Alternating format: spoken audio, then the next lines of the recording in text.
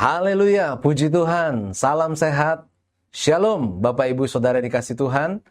Hari ini Minggu 2 Februari 2025. Kita memasuki pembahasan seminggu bersama pelajaran dari dosa anak lembu emas, hari yang kedua, dengan judul adalah ikon. Firman Tuhan kami ambil dari Keluaran 32 ayat 8.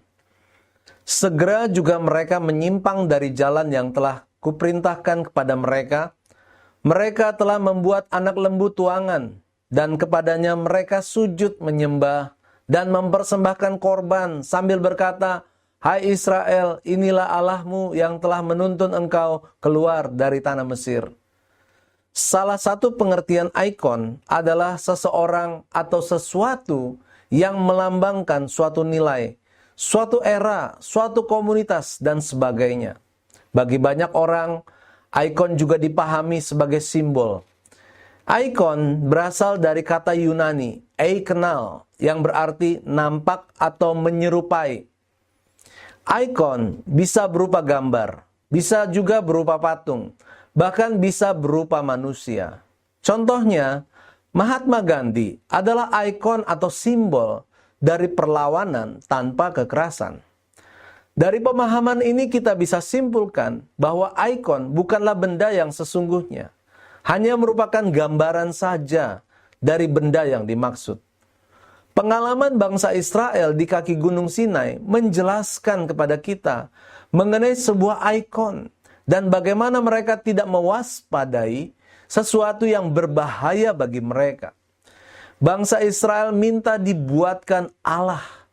Bukan berarti sebuah pribadi yang hidup, tetapi sebuah benda yang menurut mereka bisa merepresentasikan yang ilahi. Dan ketika dibuatkan patung anak lembu emas, mereka menerimanya, bahkan terlihat sangat senang. Mengapa bentuknya anak lembu? Sangat mungkin ini karena pengaruh bangsa Mesir. Orang Mesir percaya kepada lembu bernama Apis, yang dipercaya sebagai perwujudan dewa. Di mana letak salahnya bangsa Israel?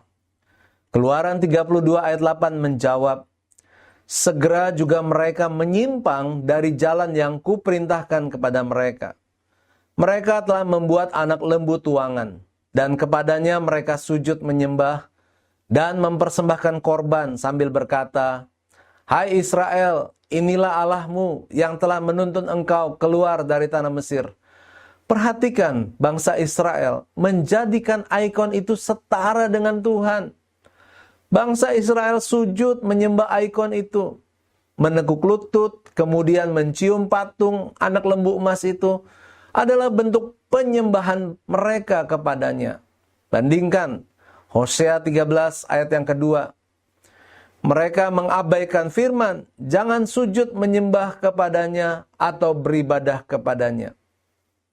Mereka juga mempersembahkan korban kepada ikon tersebut. Persembahan korban yang dimaksud adalah korban sembelihan, untuk persembahan korban bakaran dan korban keselamatan. Kedua hal itu, sujud menyembah dan mempersembahkan korban, adalah ritual ibadah yang hanya diperuntukkan bagi Tuhan. Itulah sebabnya ketika mereka melakukannya untuk anak lembu emas, mereka sudah menyamakan ikon tersebut dengan Tuhan. Pada dasarnya, sejauh yang sewajarnya, maka ikon tidaklah salah. Namun ketidaktahuan kitalah yang membuat kita jatuh ke dalam dosa. Kalung salib itu tidak salah.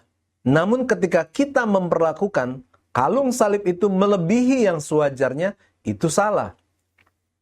Misalnya, kita menjadikan kalung salib sebagai penangkal terhadap hantu ketika kita berjalan di tempat yang gelap, seperti makam. Demikian juga dengan ikon-ikon lain seperti gambar Tuhan Yesus, patung Tuhan Yesus, dan lain-lain.